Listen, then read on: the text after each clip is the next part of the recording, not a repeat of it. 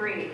At this time, we please rise for the presentation of colors by our junior ROTC, led by Major Loya, Chief Rogelio Martinez, Master Sergeant Charles Blakely, and Master Sergeant Gary Baker. National anthem sung by our Longhorn Choir under the direction of Miss Debbie Hinojosa.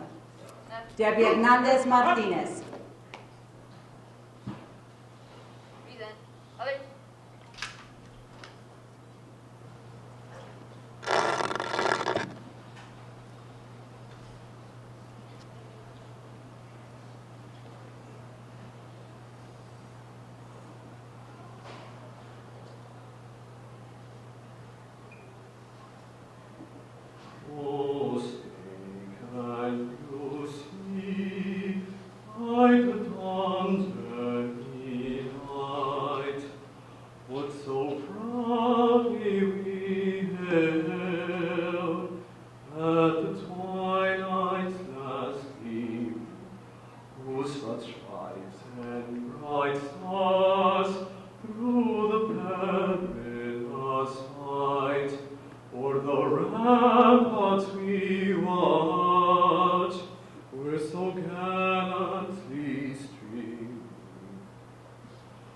And the rockets ragna, the bombs bursting in air, gave proof through the night that our flag was still there. Oh, say does that star-spangled banner yet wave?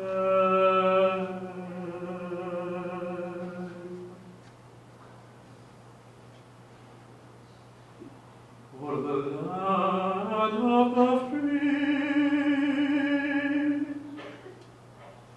and the home of the brave.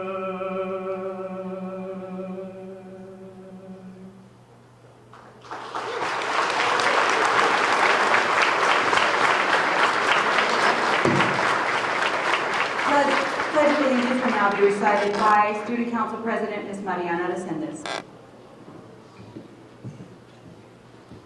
The Pledge of Allegiance. I pledge allegiance to the flag of the United States of America and to the republic for which it stands, one nation, under God, indivisible, with liberty and justice for all. The Texas Pledge. Honor the Texas flag. I pledge allegiance to the Texas, one state under God, one and indivisible. At this time, we will have a moment of silence to reflect, pray, or meditate.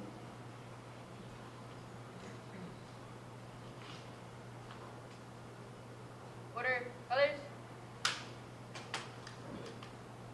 Right. Ace. Forward.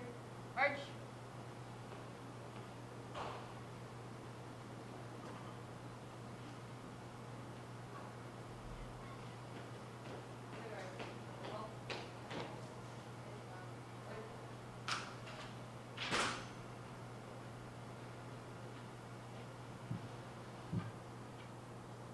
You may be seated.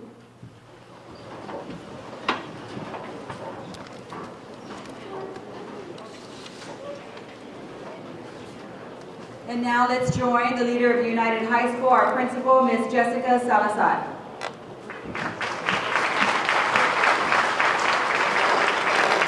Good morning, students, staff, and honored guests. I would like to welcome everyone to the 2023 United High School Veterans Day presentation. Every year, United High School takes much pride in honoring our veterans with an assembly. Our presentation this morning is one of many that will be taking place around the country to salute our veterans. As a political science major, honoring and having an assembly yearly is non-negotiable. It is important that our students understand the many sacrifices that veterans and all who serve in the military, not to mention their families, go through to serve our wonderful country. I would like to thank all our teachers, staff, students, Ms. Patty Martinez, who made this event possible. Again, students and staff, we hope that you enjoyed this morning's presentation. And once again, Mil gracias, veterans, for joining us this morning.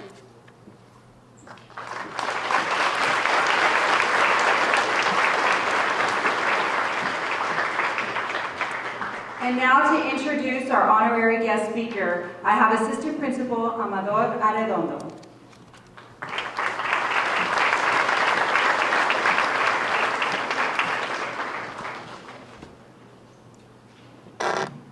United States Marine Corps Major Cristo Santos is the son of immigrants from Portugal and South Korea.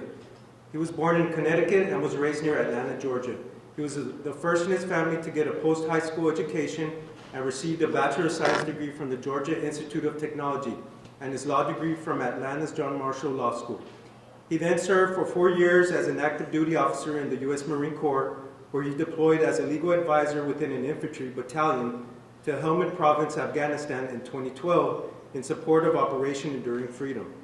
In 2014, Major Dos Santos moved to Laredo, where he served as a federal prosecutor for 6 years. In 2020, he transitioned into his current position as a United States Magistrate Judge. Major Dos Santos is still in the inactive Marine Corps Reserves. He leads his life with his wife Barbara, a native Laredoan, and they enjoy each day with their 2 dogs and 2 cats. I present to you Major and Judge Chris Dos Santos.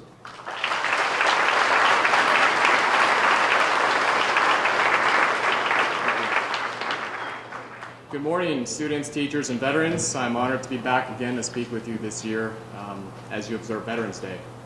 And so in preparing for these appearances before you, I always try to find ways to connect you to the veterans who are sitting behind me. All veterans have been through unique experiences in their lives that you haven't yet experienced yet. And so I come to you today with what I hope will be a new and useful lesson or two that can be learned from those who have served in uniform. Before I go any further, I want to point out 2 things. First, I'll note that today is also the 248th birthday of the United States Marine Corps. Yep. And so to all the Marines here today, I say happy birthday and Semper Fidelis. Second, where's Major Loya and Master Sergeant Blakeney? If they could stand, please. So, if you don't already know, these gentlemen are the instructors of the Air Force JROTC program here. I'm told that both of these airmen are going to be retiring in December after about 10 or 11 and 34 years of service to the community of Laredo in this position. And so I've spoken with both of these gentlemen over the years, and I know that the school is very privileged to have these role models and mentors for all the students who have attended here over these years. And so I'll tell you that they will be missed. And so I wish you both gentlemen blue skies and tailwinds as you begin a new phase in your life. Let's give them both a round of applause.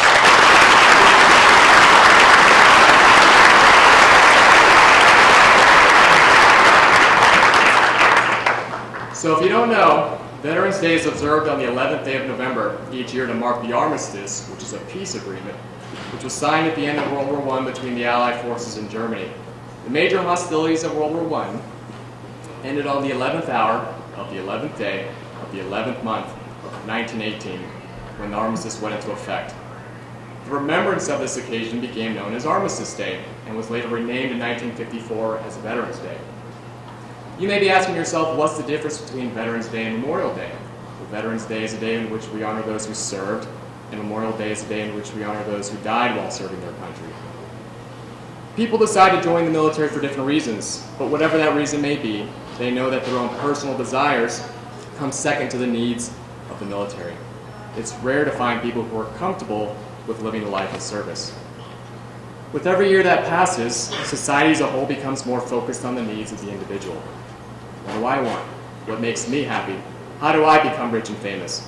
I suspect that anyone who has served in uniform has considered that their time on earth is so limited, and that one of the ways that we can hopefully make a lasting impact on humankind long after their time is up is by giving time, sweat, and even potentially their lives to support and defend the Constitution of the United States against all enemies, foreign and domestic. The United States of America, as imperfect as it may be, is still the greatest country on earth, and our veterans want to keep it that way. They hope that our country is a little bit better tomorrow because of what they did for it yesterday and today. So I say to all the veterans behind me, whether you served in the Army, Navy, Air Force, Coast Guard, Space Force, or Marine Corps, we are grateful that you're here today, and we're grateful that you served whenever and wherever you did wherever our country needed you.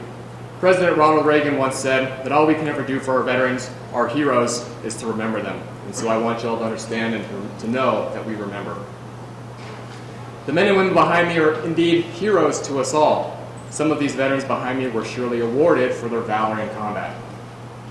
How is it that our veterans are able to serve heroically under such circumstances? I suspect that some of them would tell you that they only felt that they were doing their job.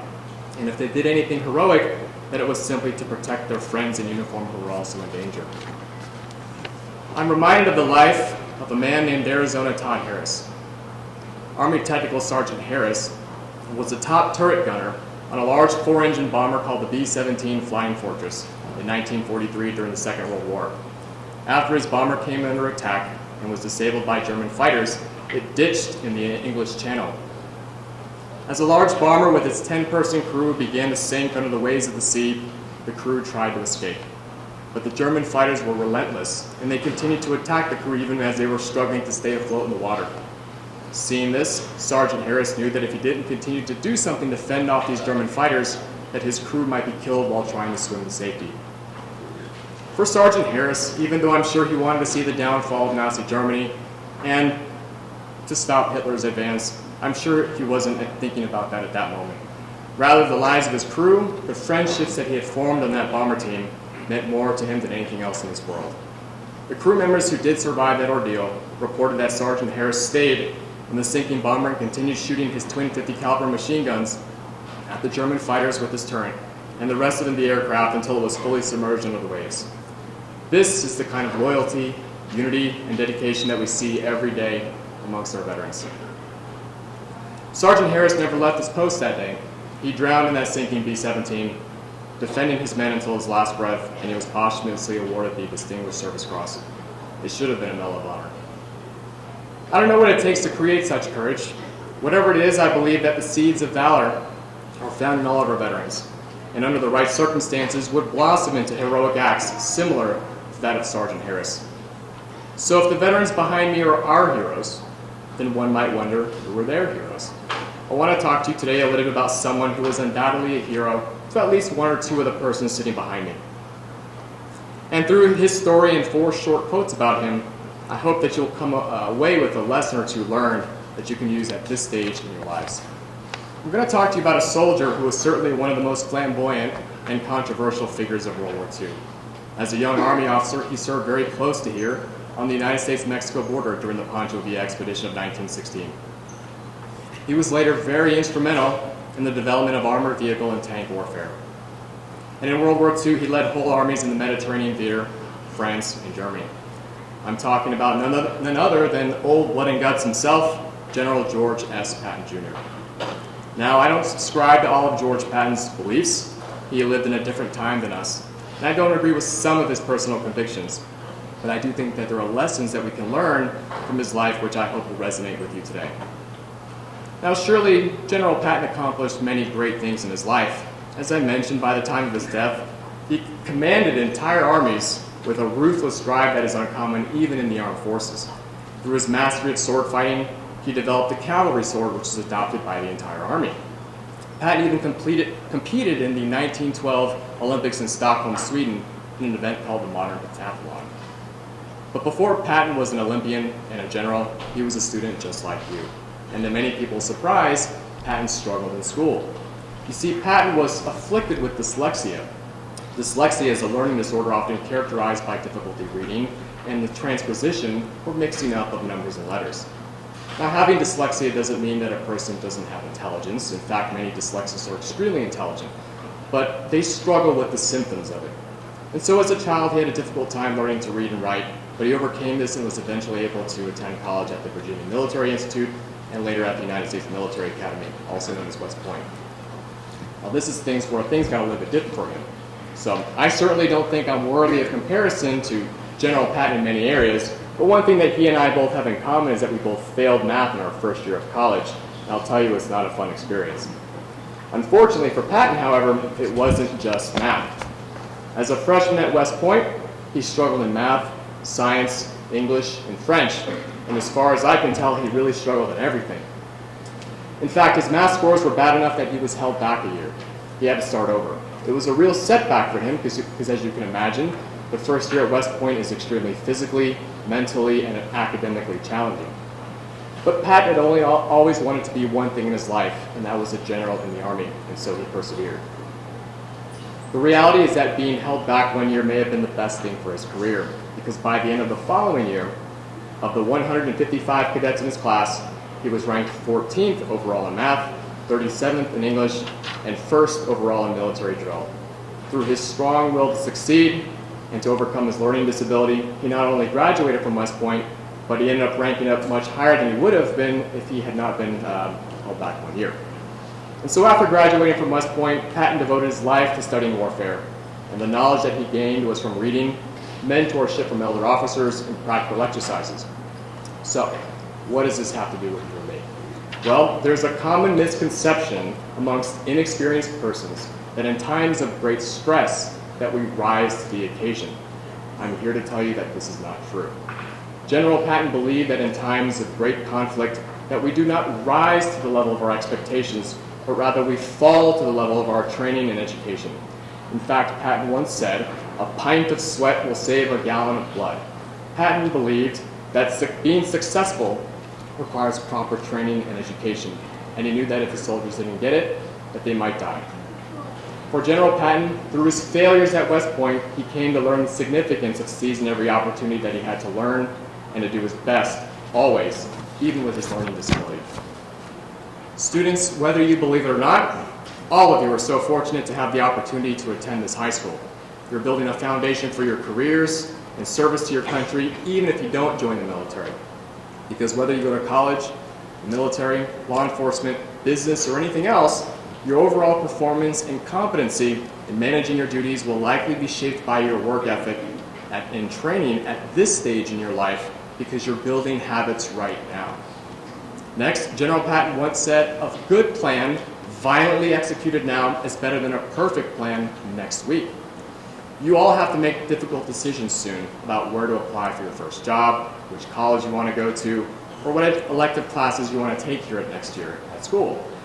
Don't let the stress of these decisions paralyze you into not making a decision at all. If you do, someone else will swoop in and take that opportunity that could have been yours. When you're faced with a difficult decision, make a timely decision now with the information that you have. The result is usually better than waiting too long to decide. Patton also once said that if everyone is thinking alike, then someone is not thinking. No one wants to take advice from someone who only says yes ma'am or yes sir. You want to work with people who solve problems by thinking outside the box and have a different perspective on the issues that we're facing. Your education will make you well-rounded so that you can think critically about the problems that you're trying to solve at work. Finally, Patton said, "Do more than is required of you." When you get home from school and later work, stay off your cell phone. Instead, find a way to better yourself in your community. Volunteer at a local community-based organization or a church. Help pick up trash on the sides of the roads. Be a good neighbor and take care of the elderly. Once you're old enough, you should vote. Work in law enforcement or the government. Become a volunteer firefighter. Serve on jury duty. Become a teacher. As a citizen of this country, it is your duty to be a positive role model for those who want to become citizens themselves. Although we can never repay our veterans for what they've done for us, we can treat them with the respect that they have earned through their service. Through their unique life experiences, we can learn so much from them, but we have to be willing to listen, not just on Veterans Day, but every single day of the year. In closing, I'll note that I said this each year that I've been here, and it only seems to have gotten worse. So perhaps I should stop saying this. But I know that our country right now politically is very divided. And I hope it doesn't take another Pearl Harbor or 9/11 for this to happen. But I really do believe that if we begin to put our country first and our own selfish desires second, as all of our veterans have done, that we can once again live in a truly United States of America. Thank you, and Semper Fidelis.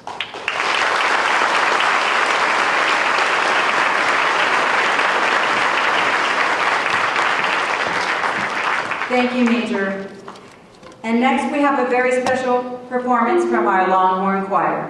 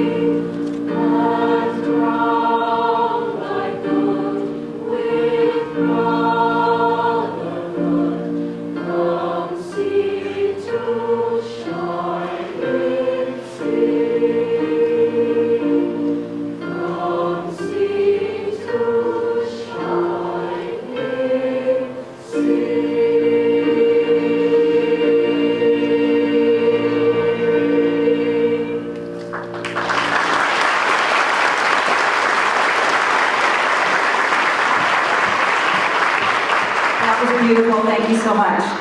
And now we have another special performance. This is from our ROTC Rifle Drill Team.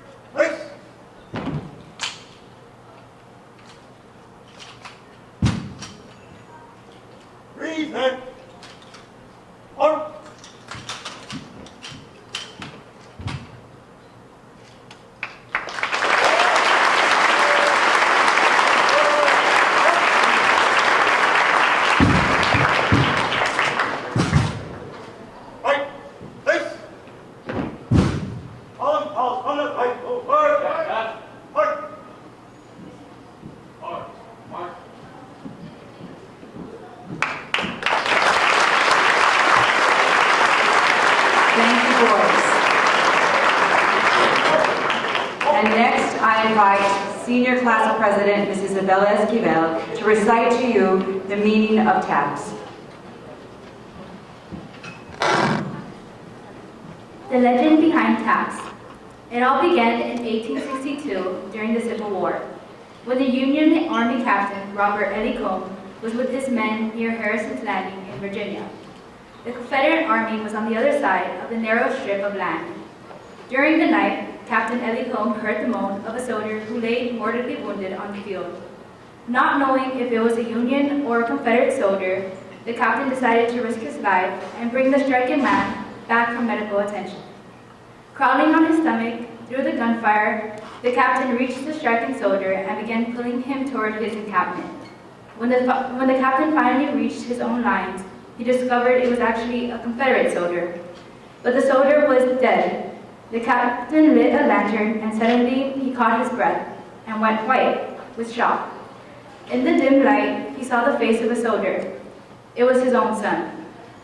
The boy had been studying music in the South when the war broke out. Without telling his father, he enlisted in the Confederate Army. The following morning, heartbroken, the father asked for permission to his superiors to give his son a full military burial, despite his enemy status. The request was partially granted. The captain asked if he could have a group of Army band members play a funeral dirge for the son at the funeral. The request was turned down since the soldier was a Confederate. Out of respect for the father, they did say they could give him only one musician. The father chose a bugler. He asked the bugler to play a series of musical notes he had found on a piece of paper in the pocket of his dead son's uniform. This wish was granted, and the musical piece is now known as taps. Taps will now be played by the Longhorn Michael Mahaffey.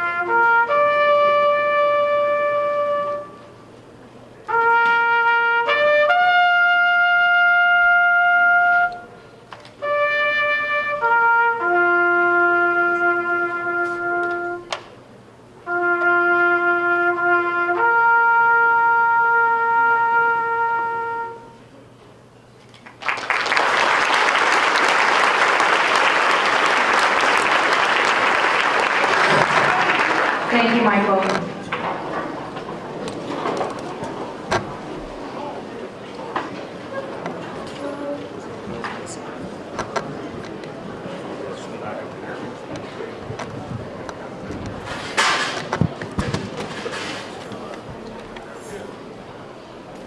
Thank you once again. And now our last student speaker, I invite Student Council President, Ms. Mariana Resendes, to recite a veteran poem to you.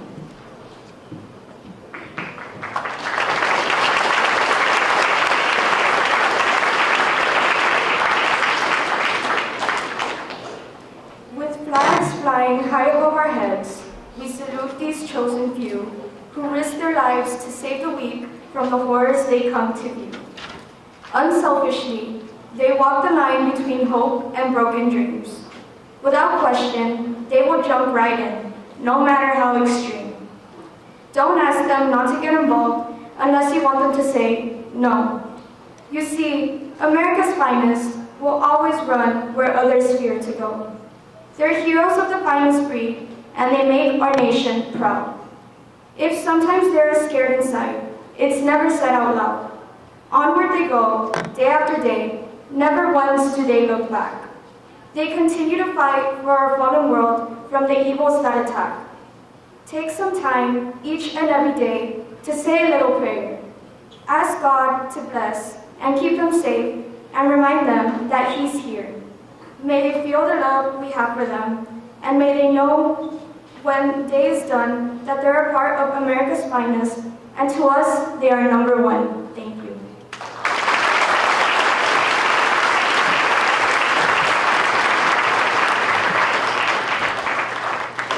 And at this time, before we begin the presentation of the certificates to our amazing veterans, I invite our principal, Ms. Jessica Salazar, to the podium so that we can share a few words on behalf of our two retiring Air Force officers. As we heard earlier, today we honor two very special individuals, Major Jose Loya and Sergeant Charles Blakely. They will be retiring next month, and we would like to give them a special thanks this morning in that we truly treasure their service. We should always remember that serving one's country is the ultimate expression of love for family and friends. On behalf of United High School, we are proud that you both have been part of our Longhorn family, and we wish you many blessings and love in the next chapter of your life. Major Loya and Sergeant Charles Blakely, if you can stand.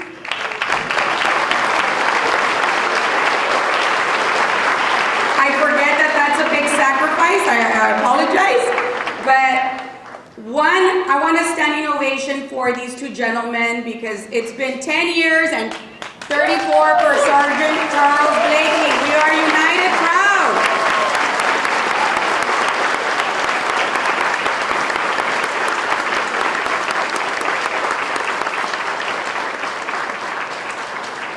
Thank you.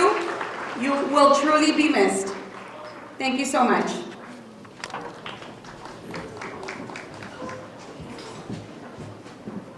I would like to invite Master Sergeant Charles Blakely to share a few words with you. He's been with us a really long time, so let's give him a round of applause.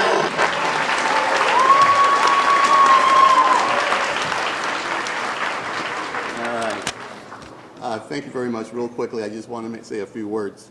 I did try to come up with a couple of things I wanted to say. First, it's been a pleasure working here at United High School, the UISD district, for over 34 years. And I tell you what, being part of the military service, we continue service with what we... All right.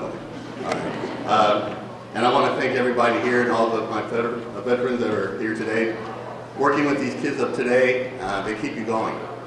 And I want to thank you. I'll be in the area for a while. One last thing I want to do. Group and hut. Motivation check.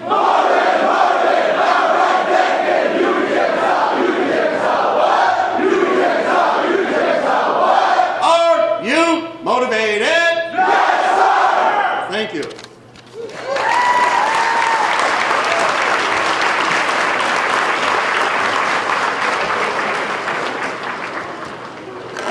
I invite our new College Dean, Ms. Maria Teresa Lopez, to come and recite all the honorees so that they can receive their certificates that we appreciate their great valor and sacrifice to this country. So I present to you once again, Ms. Maria Teresa Lopez.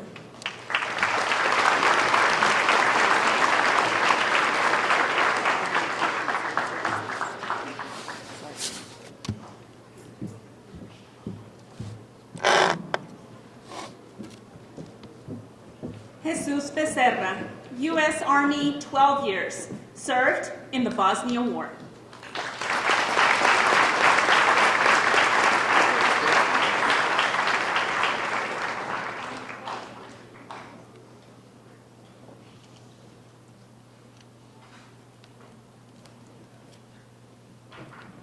Master Sergeant Gary Baker, U.S. Air Force, 20 years, served in Saudi Arabia, visual warrior in global war on terror in Qatar.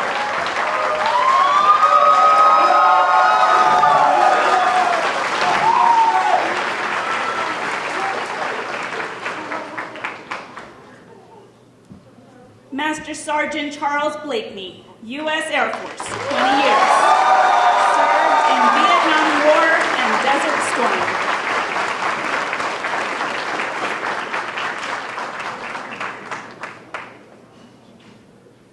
Sergeant Guillermo Chapa, U.S. Air Force, 4 years, served in Vietnam War.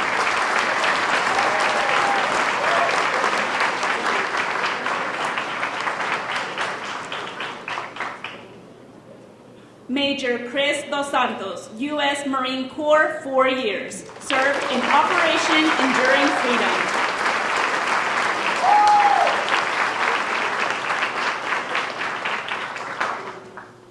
Dustin L. Doyle, U.S. Army, 4 years.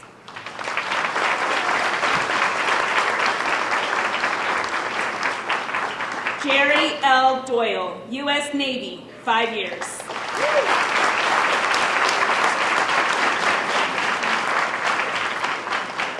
Lieutenant Colonel Benny R. Fegan, U.S. Army, 28 years. Served 2 terms in Afghanistan and 1 term in Saudi Arabia.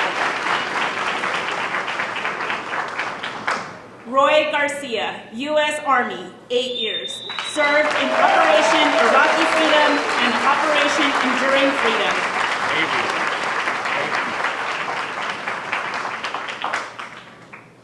Pardon me, U.S. Navy. Joe Garza, U.S. Army, 4 years.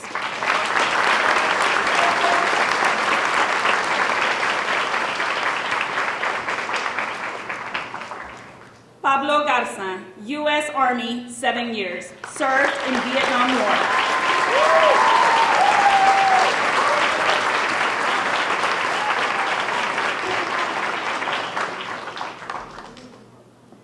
Frank Gonzalez, U.S. Army, 4 years. Served at Fort Campbell Cay, Germany.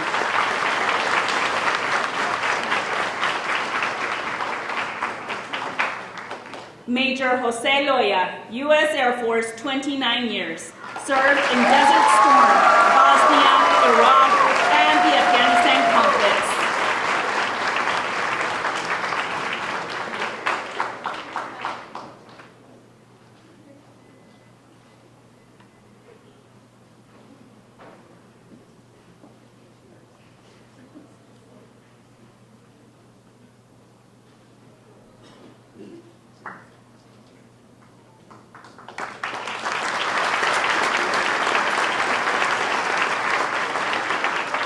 Arnold Luby, U.S. Army, 14 years.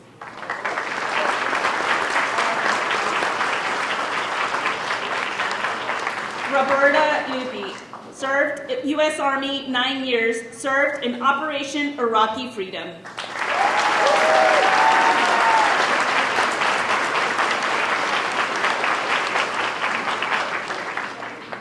Dean Lutsky, U.S. Navy, served in Desert Storm, Desert Shield, and the Cold War.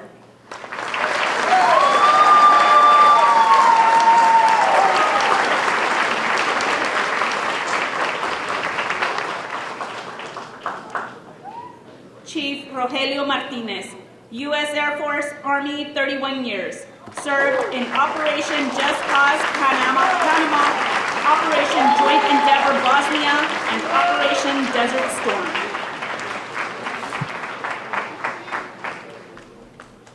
Ruben Mascafel, U.S. Marine Corps, 3 years. Served in Vietnam War.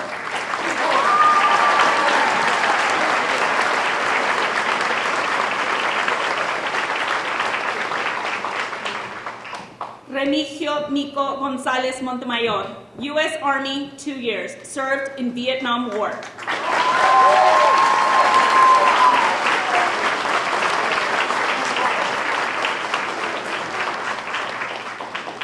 Manuel Rodriguez, U.S. Army, 10 years. Served in Operation Iraqi Freedom.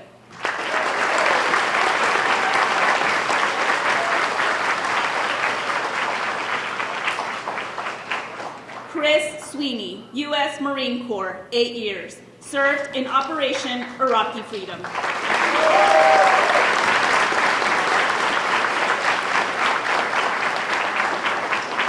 Jorge Torres, U.S. Army, 3 years. Served in Vietnam War.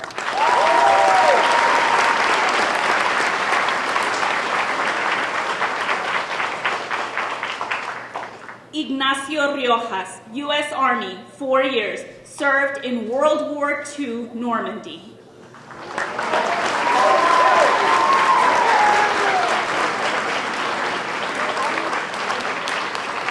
Laura Riojas, U.S. Army, 5 years. Served in Operation Desert Shield and Desert Storm.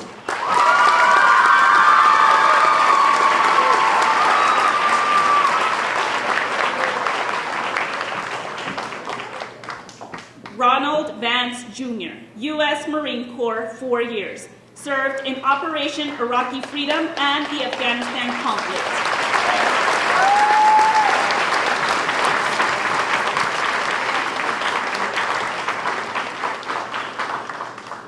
Reynaldo Guajardo, U.S. Army.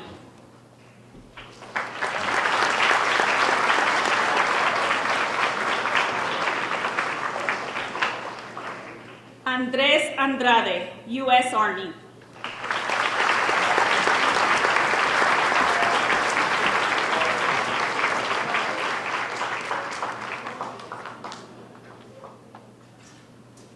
Marco Maldonado, U.S. Navy.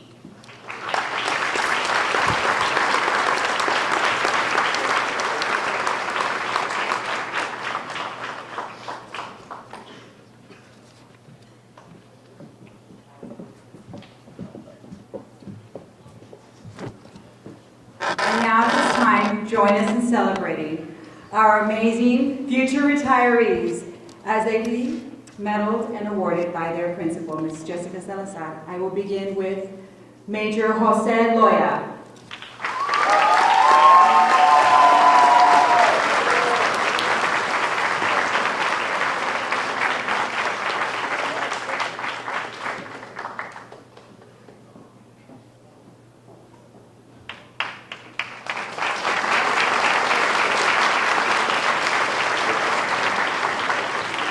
Followed by Master Sergeant Charles Blakeney.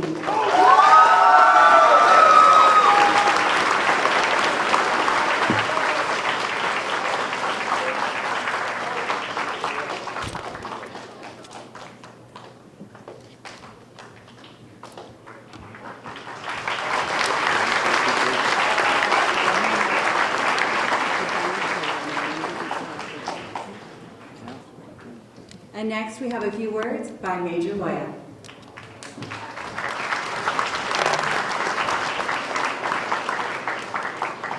First of all, I want to say thank you so much to these great veterans and every veteran that's ever served in the military.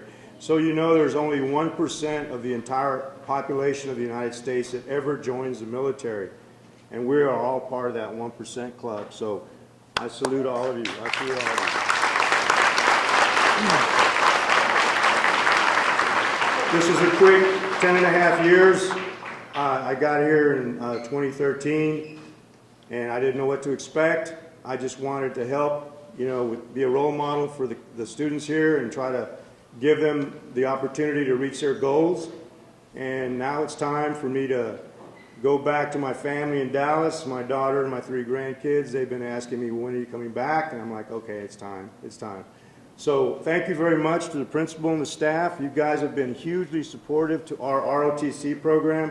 Thank you to my instructors, Chief Martinez, Sergeant Blakeney, Sergeant Baker. The cadets, you guys have been awesome. You guys, I'm seeing one of my cadets here. Where are you at? He just graduated about 3 years ago, and he's now a veteran. Wow. 2 of our cadets are now lieutenants in the Air Force. It's amazing what you guys can do if you put your mind to it. So just keep shooting forward, reach your goals, never give up, and work really hard. Thank you very much, everybody. Thank you, Major. And now, a much anticipated activity. Now we have our band playing a military medley.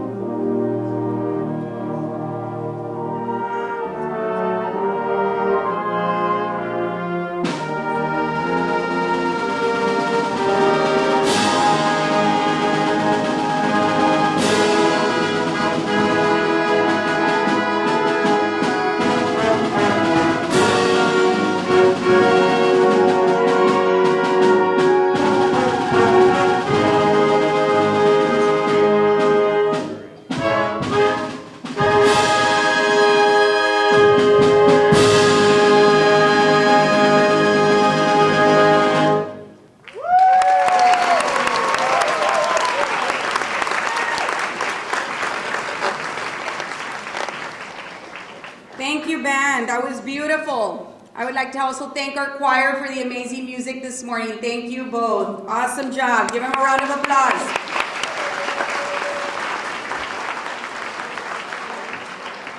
As we close this morning, I would like to thank all our veterans for joining us again this morning, as well as their sacrifice for their service to our country. To all our Longhorns, thank you for your attention this morning. Thank you, teachers, for having your students here, and thank you for being so attentive. And thank you all to all our staff and personnel for their work in making this event possible. We hope to see you again next year at our yearly event, and this morning we invite you to our library for a little coffee and cake. Again, thank you. Let's make it a happy Friday.